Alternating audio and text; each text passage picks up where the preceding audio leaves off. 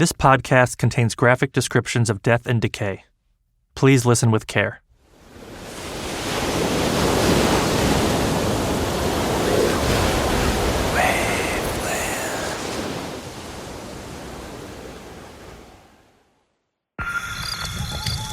Campsite Media.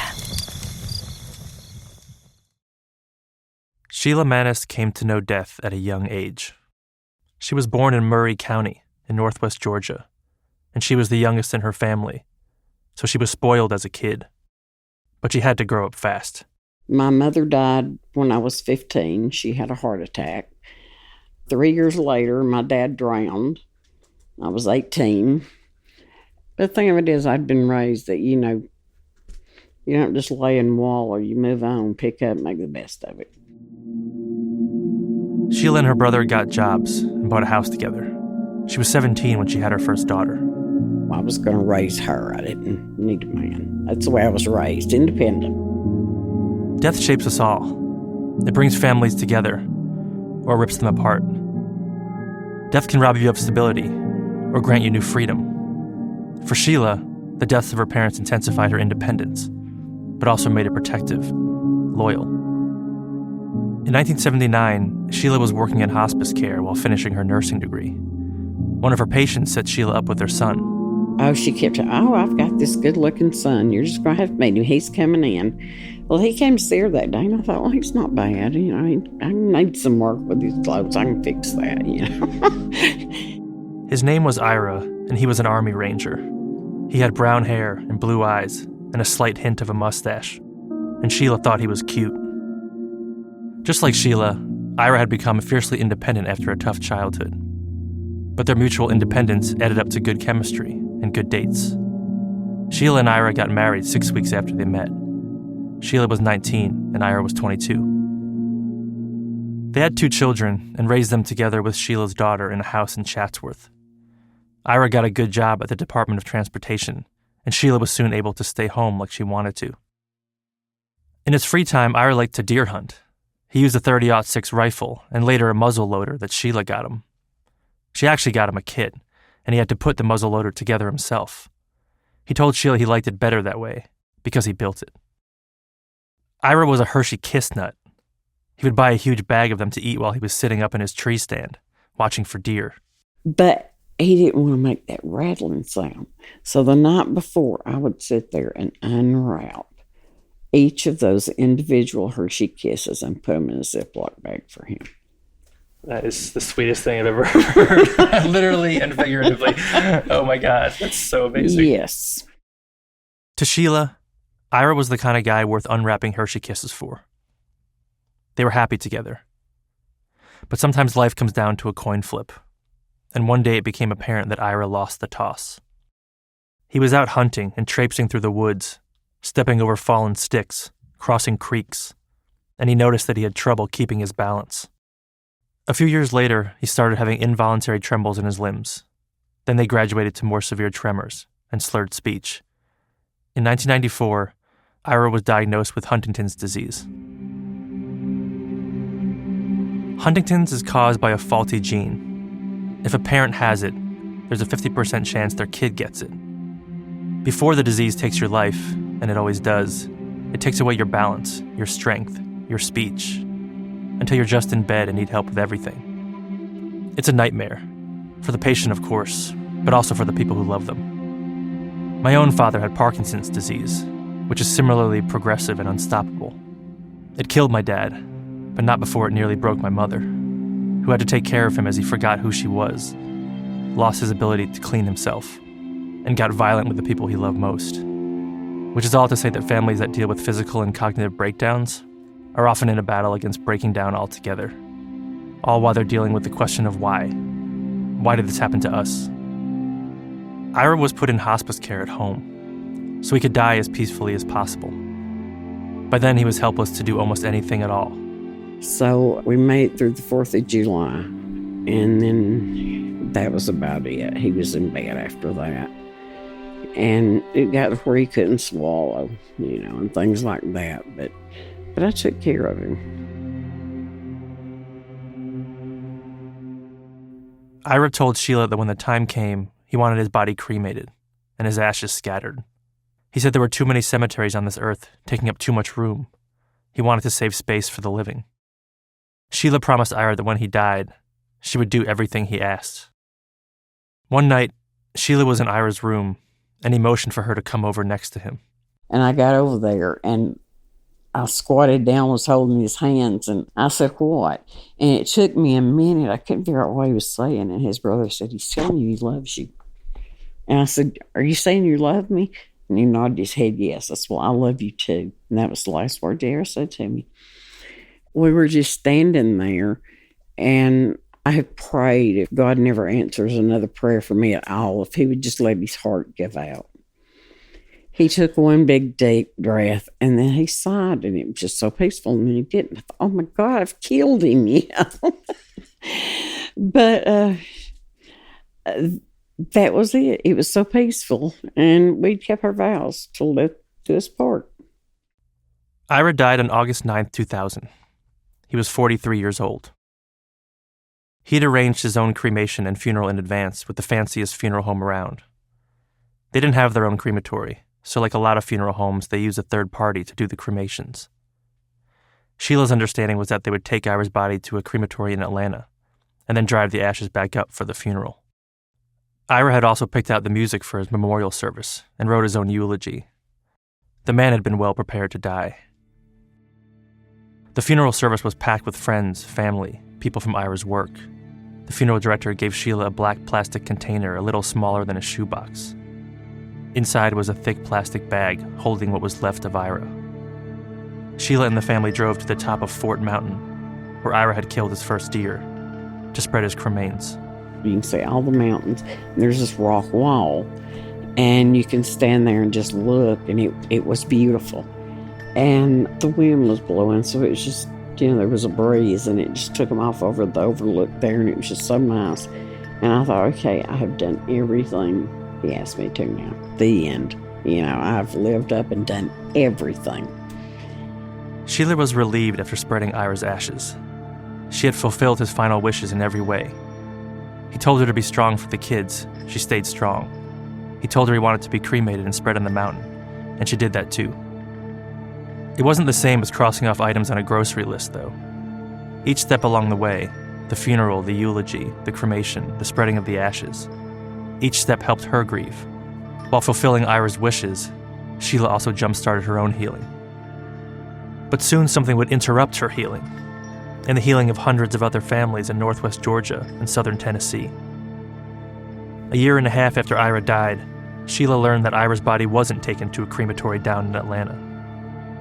He was taken to Tri-State Crematory.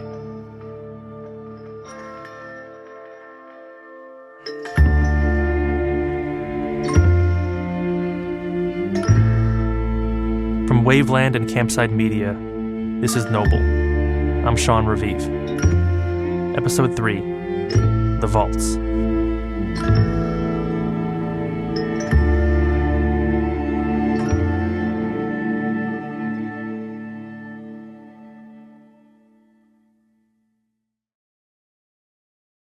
In February of 2002, it's been a year and a half since Sheila Mannis's husband, Ira, died of Huntington's disease. Sheila is still grieving. Ira isn't in bed next to her when she goes to sleep. He isn't around to play with their grandchildren. There are no Hershey kisses to unwrap before Ira goes deer hunting. But Sheila has found some peace, some sense of moving on from Ira's death. One evening, Sheila is home by herself. She's got the music turned up while she vacuums, but she hears a knock on the door. It's her neighbor. You can tell they're all serious, and she said, "Have you been watching the news?" And I'm like, "No." She said, "Well, you might want to turn it down." So they turned my TV on for me. A disturbing story tonight from northern Georgia. Bones and skulls scattered across the property surrounding the Tri-State Crematorium. Searchers will now have to go over 16 acres of woods on the crematory's property. The bodies were dumped in woods and storage sheds outside the crematory. Residents of the town of Noble are in shock tonight. The local coroner said, "Think of the worst horror movie you've ever seen. Imagine that," he said, 10 times worse. At first, Sheila kind of shrugs it off. Ira's body was sent down to Atlanta to be cremated. Not somewhere around here. The funeral home that arranged it never mentioned a place called Tri-State Crematory. But then she pulls out Ira's death certificate and sees that it does in fact say Tri-State Crematory, right there under place of disposition. Sheila isn't sure what to think. She got Ira's ashes from the funeral home. She spread them at the top of that beautiful mountain where he shot his first deer. All the stuff with Ira's funeral and cremation, it's all done, right? Now she isn't so sure. So Sheila and her children decide to drive to Noble. After all, it's not far, just a couple counties over. When she gets there, police and the media are already there in force. I didn't really know what to expect this place to look like or anything, but they had the roads blocked off and all. What were you thinking you were going to do there? I thought they would have information, tell us what to do. The church is filled with families who, like Sheila, want to know what's going on at Tri-State, what happened to their loved ones' bodies, what they do to find out more, who they can ask. It's chaotic and feels like a circus to Sheila. People want answers now, but the bodies have only just been discovered by police after the EPA agents found a skull on the property. It's not like there's a playbook for this kind of thing. It's completely unprecedented for just about everyone involved. A crematory that didn't burn the bodies? It's not something that will resolve itself overnight, or even over weeks or months. It's just not an everyday crime. It's a spectacle, sure to attract the attention of everyone in the county, the state, and beyond. And nobody knows how to handle it at first. And it's not just the families that are confused. The investigators on the scene pretty quickly rule out necrophilia or some other disturbing way the bodies might have been used by Brent Marsh, the man who was running the crematory. But they still have plenty of questions of their own.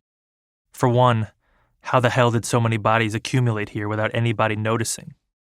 They also have to figure out what laws were broken. They know a crime has been committed, but they don't know which one. So what are they going to arrest Brent Marsh for? In Georgia at the time, there is no law against desecration of a corpse, unless the body is already buried. So grave robbing is a crime, but there has to be a grave first. For the most part, the bodies sent to Tri-State have come straight from a funeral home or a hospital. So technically, Brent hasn't broken any specific law related to corpses. After much discussion, the district attorney settles on a fairly banal charge of theft by deception, a charge they might use against someone who commits insurance fraud or identity theft. They basically charge Brent with lying to his customers. The owner of a facility for cremating the remains of the dead in the rural northwestern Georgia town of Noble is under arrest after investigators found decomposing bodies all over the property. Brent Marsh has been charged with theft by deception for not performing cremations that were paid for. We do expect, as further remains are identified, that there will be further warrants taken. Brent Marsh, the 28-year-old Rotary Club member, is arrested on a Saturday, the day after the initial discovery, on 5 counts of theft by deception. 5 because that's how many bodies the police can identify straight off, from a body wearing a hospital ID bracelet, or somebody unseen just recognizing them. Greg Ramey, the special agent with the Georgia Bureau of Investigation, the GBI, comes to suspect other members of the Marsh family of wrongdoing too. But at the moment, there's no clear evidence or reason to charge them. The news is on TVs all over Georgia and the country and abroad. Noble, this place without a single restaurant or traffic light, is suddenly a topic of conversation around the world. You're looking at the aerials now, the crematory site here, northwestern Georgia, location about 85 miles north of Atlanta. As far as calls on the 1-800 number, it looks like we're getting over 600 calls daily. We've had people call us as far as Canada. This is such an intense case of intense public concern and interest. We're making commitments today for a long-term operation up here.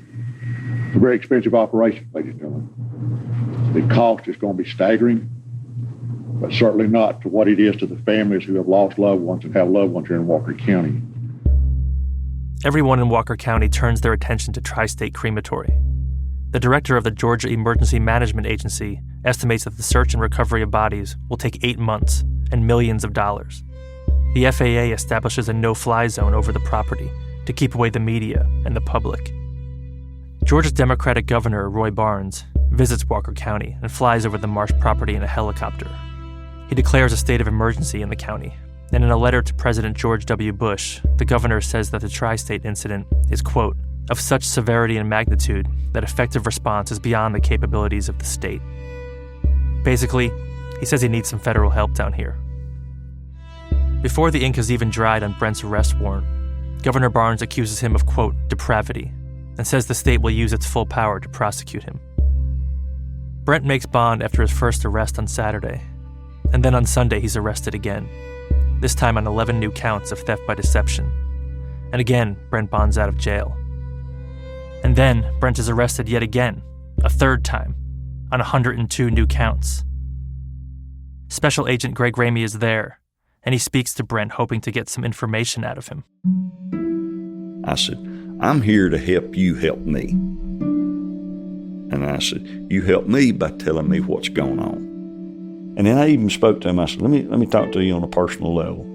Just one Walker County resident talking to another one. I said, people are going to want answers. And I said, if you don't give them answers, if you don't talk to me, people are going to make up what they want to make up.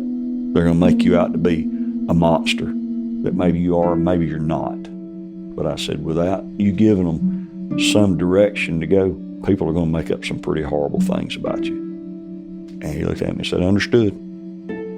This time, when Brent is arrested, he doesn't get out on bond. He's kept in jail indefinitely.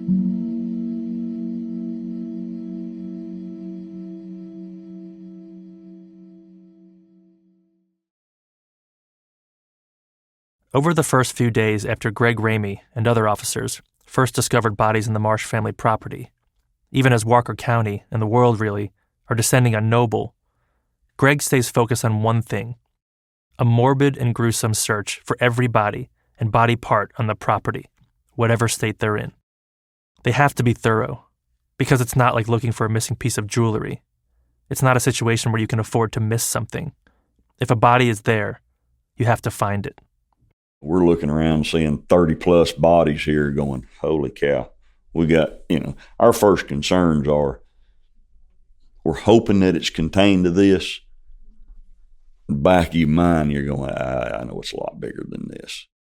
The property is big, 16 acres, including a bunch of buildings, trailers, cars, hearses, a lake, piles of junk, all sorts of equipment, old and new, and acres of dense woods. It's one of those properties where there's stuff everywhere. Not quite a junkyard, but some parts of the property have lots of junk. There are 1,000 places a body could be hidden.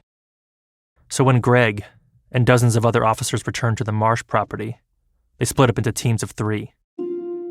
They carry radios, and after they find a body, they message a single GBI agent who's in charge of doling out the numbers. That way you don't end up with 2 body number 31s or 2 body number 25s or whatever. So one person issuing the numbers for the body. So when somebody say, hey, we've got a new body, okay, your next number is number 27. Photographs are taken, that body's identified just as body number 27. The GBI agent giving out the numbers takes notes about where the body is discovered. Someone photographs it from all angles. Medical examiners review the remains to determine how the person died, see if there's an easy way to identify it. There's a lot going on. They keep finding more bodies, almost everywhere they look. The numbers soon reach 50, then 60, and they've barely started. So we had the little surveyor stake flags, and we're marking bodies. And one of the guys says, "Hey, I'm out of a stake. Can you throw me one?" I'm like, "Yeah, sure."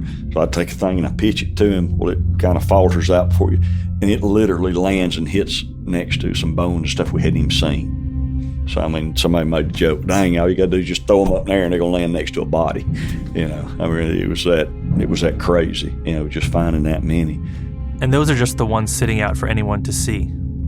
In muddier parts of the property, they find what appear to be dug graves, maybe mass graves. We're seeing large areas, an area 7 or 8 feet, 10 feet wide by 7 or 8, 10 feet long, circular maybe, or, the ground's caving in around it. It's crusted, got the broke crust edge. So we know that's a burial. That ground's been disturbed. And so we mark that as that's a spot to dig at.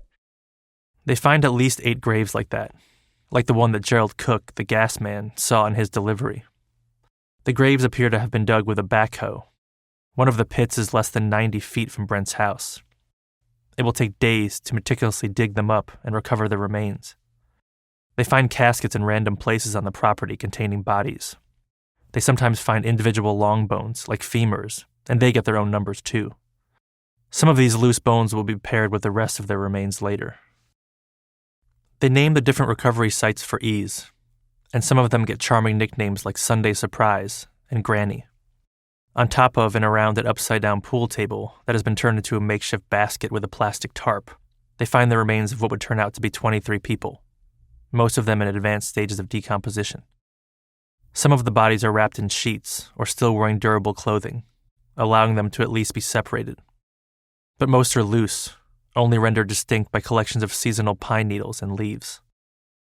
A few yards away, they find a pile of bones mixed with trash, rotten food, appliances, fencing, tires.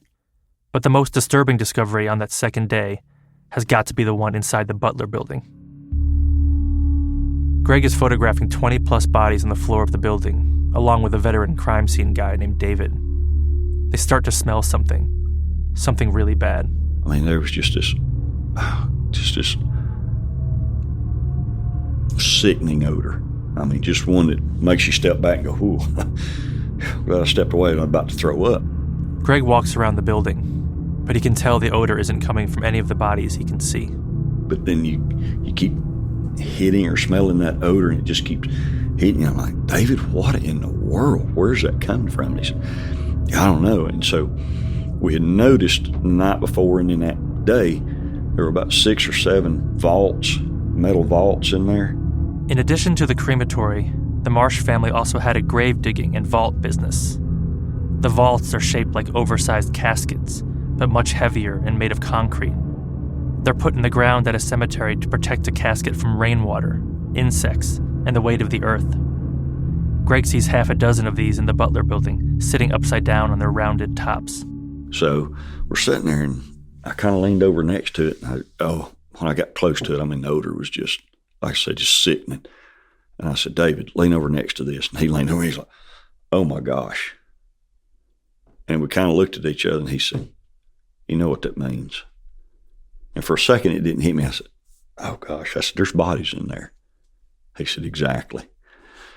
So we unscrewed a couple of the screws and popped that thing open. And good Lord, we cleared that building. I mean, it was just immediate, the vault is maybe, say 7 feet long. And it's maybe 36 inches deep.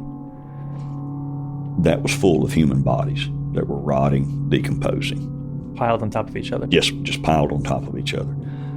And there was, I think maybe 5 or 6 of them in there that was like that. And we were just, oh no.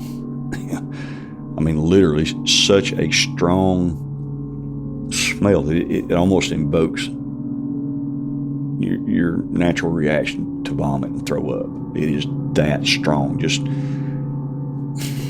I mean, I grew up on a farm. You know, we had dead animals. They smell, but okay, you kind of, it's not that bad. This was just overwhelming. I mean, to the point where, and if it got on anything that you had on, I mean, we were having to suit up. We had Tyvek suits on and, rubber boots and all this stuff. You almost had to throw those things away. You couldn't even put them back into your vehicle. If you had those boots on, you went and got in your vehicle. It was like, it's going to be there. The numbers are a bit fuzzy because some of those found are just partial remains. But by the end of day 2, they've got at least 90 bodies, plus a smattering of loose bones. But Greg still has no idea how many more bodies there are, or for how long they've been there. Some are clearly fresh, but a lot of them are skeletonized. Greg has to eventually figure out how long these bodies have, literally in some cases, been piling up. That isn't something that can be determined by searching on its own. To try and get some answers, he needs to speak to the funeral homes. Tri-State Crematory is mostly a third-party cremation business, which means that funeral homes in the tri-state area charge their clients for cremations and then contract the actual work of burning bodies to Brent Marsh. He usually picks up the bodies from the funeral homes or hospitals himself, takes them back to Noble and burns them in his furnace, and then brings the cremains to the funeral home. So Greg has his people start calling up nearby funeral homes to get lists of people who they sent to the crematory and find out just how many were sent there, and to try to figure out if the funeral directors know what's been going on at Tri-State. Because you don't know what the involvement is. You don't know if those funeral homes are in cahoots with him. Are they working alongside of him, knowing this is going on? Or are they totally blindsided by this? The answer comes back pretty quickly. The funeral homes are blindsided. Or at least that's what they say. Greg discovers that Tri-State is the cheapest and most convenient crematory around. Tri-State was serving dozens of funeral homes all across northwest Georgia, southern Tennessee, and even a few in Alabama. Brent would drive 100 miles to get some of these bodies, and then 100 miles back, just for a couple $100. He wasn't getting rich off this. The crematory was founded by Brent Marsh's father in 1982, and some of the bodies look like they could go back that far. They're skeletons. Brent only took over the business from his dad in 1996, 14 years later.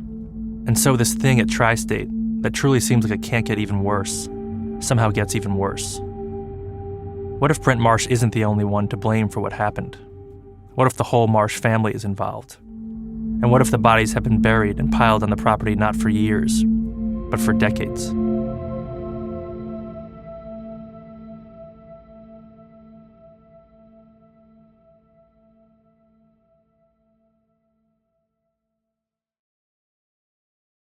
Sheila Manis drives to Noble and the church near the Marsh property where families are gathering, hoping to learn if Ira's is among the many bodies found at Tri-State. But she leaves without learning much, except that everyone around her at the church is as confused and angry about this as she is. At least on that day, the police just don't have much to tell them. But the little information that has gotten out is already doing a lot of damage. Everyone in the area who's had a loved one cremated, a wife, a husband, a parent, a brother or sister, or even a child, every one of them suddenly has to check if their body was sent to Tri-State Crematory. The crematory has had thousands of customers since it opened almost 20 years ago, in 1982. And those who find on their relatives' death certificates that they were sent to Tri-State, like Sheila, now they have no idea if they've actually fulfilled their obligations to the ones they loved. They have no idea if the bodies were, rather than burned as requested, and treated with dignity and respect, instead buried in a pit, dropped in a trash pile, or shoved in a vault with half a dozen others. On top of that, there's the issue of the ashes. Some of these bodies have been there for years. They were supposed to have been cremated. The families had funerals. Some of them spread the ashes. Some kept the ashes displayed in their homes in decorative urns. So what was in their urns? All of them were given something by the funeral homes, and now they have no idea what. All the pain that came with these deaths in the first place, sometimes many years ago, for a lot of people, it's coming back. Families are in shock that loved ones sent to Tri-State for cremation were dumped like garbage. It's just his body, but it was my obligation to do what was right. And I thought I was doing what was right, but these people weren't. We never anticipated or dreamed that there was a thought that her body would not be taken and disposed of respectfully and brought down here to, Lord knows what happened. All I can think about is seeing his body laying in the shed with a bunch of other dead people for 4 months, rotting away, and no respect to him at all. Police find out that Brent had been giving some people real human cremains. But not everyone got the cremains of their loved one. Some got a different person's cremains. And others got, in place of ashes, cement dust or lime dust. Sheila is stuck in this in-between place, where she doesn't know if the cremains she received from the funeral home were her husband's. She can't know, because she spread his ashes on that beautiful mountaintop. And she'd even visit that mountain once a week. I would take me a cup of coffee and a rose, and I'd throw the rose in the woods and stuff, and I'd drink coffee with him. And to think that I was doing that over cement, and just, I don't know, just the biggest betrayal I've ever felt in my life, not just for me, but for my husband. My biggest problem was that I had promised Ira that I would do exactly as he stated, okay? And then I would scatter his ashes. I thought I had done everything I was supposed to do, and then come to find out, I hadn't. When someone close to you dies, it can be one of the most significant events in your life, something that changes you forever. And you get one chance to honor them, bury them, or cremate them the way they'd imagined, or in Ira's case, planned himself. If you mess it up, there's no second chance. For Sheila, the whole situation just feels so dramatically different from what Ira meant to her. Someone who always did what he said he was going to do. I was angry. If you're given a job, you do that job. You don't have to do it, you do it. And I was just thinking, oh my God, I can't believe he done this to Ira. Yeah, I was upset. There was, I guess I led the posse on the forum, the website, These are the early days of the internet, way before Twitter and Facebook. But victims of Tri-State post on an online message forum called EasyBoard, Sheila among them. Under the username SickandUpset2, she vents her anger and calls Brent Monster Marsh. She writes, "He broke the laws of man and God, and he will pay." And it's not just Sheila. The message board lights up with anger towards Brent. A poster named Tricky Vicky writes, "Clara and the Marsh family have hurt too many people, and nobody will ever forget it, no matter what they do." Another poster says, "I think he deserves to rot in hell for what this man has done to everyone." But the message board is also a place where victims like Sheila band together and exchange messages of support, give each other updates on the investigations into their loved ones' bodies. When Sheila posts about all the stress she's feeling, a user called It's Too Crazy writes, "I know this month will be very difficult for your entire family. You need your strength, so please take care of yourself." Another day, a poster writes, "There are days I come here because I have nowhere else to turn." We'll come back to Sheila and Ira later.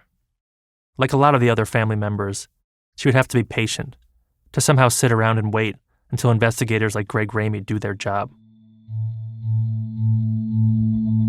Greg grew up in Walker County and lives there, is raising his kids there, so he's not just dealing with people he can remain cold and detached from. He already knows a lot of the families, the ones waiting to find out if their parents or sisters or brothers are lying in the dirt at Tri-State. There was so much emotion about this thing. Some folks had gone through a good healing process. Some folks had dealt with it. Their loved one had died of cancer, old age, car crashes, whatever. Some, it was very new, very fresh. Some hadn't dealt with it at all. Even though it was 2, maybe 3 years, it was still just like ripping a big scab off your arm and just tearing your heart back open. There's something like a mob who want to come after Brent, even as prosecutors for the state target him. Others plan to sue the Marsh family for everything they've got. As the police continue to search for bodies, Brent will soon face hundreds of lawsuits and hundreds more criminal charges that could have him in prison for the rest of his life. But some sliver of hope for Brent comes in finding a lawyer, and not just any lawyer, the best damn lawyer in Northwest Georgia, a guy who has no problem taking hits for his clients. She was caught trying to smuggle a sword into the courtroom, disguised in a cane. So I may have been the first lawyer since the 1700s to get run through. That's on the next episode of Noble.